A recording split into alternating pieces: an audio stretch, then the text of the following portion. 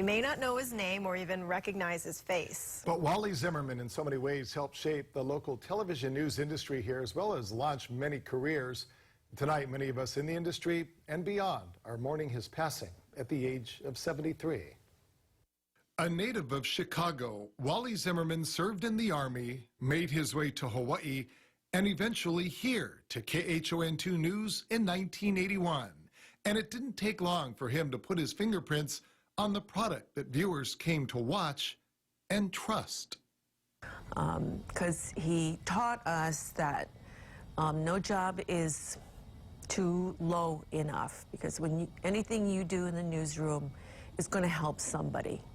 Zimmerman spent 4 years as news director here and another 13 years leading the KITV newsroom.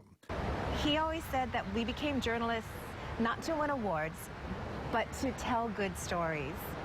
And that's always kind of stayed with me. And I always try to remember the true meaning for why we did what we did. He was also the best storyteller. So we would be riveted when he would break out his arsenal of stories and about newsrooms, about his experiences. For example, he was his roommate in college, at Ripon College, was Harrison Ford. Zimmerman was part of a generation of journalists, including the likes of Bob Seavey.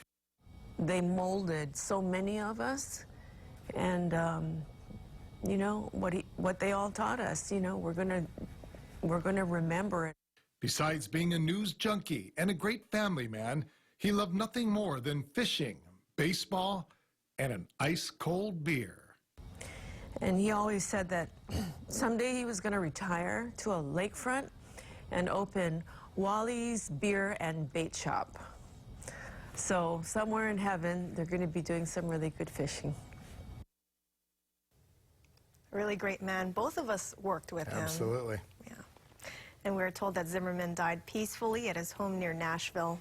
Today, his 21-year-old daughter Dawson told us he was a wonderful father, and she said I'm so happy that so many other people love him too. His wife Jolie says the family will be planning a Hawaii memorial sometime in March.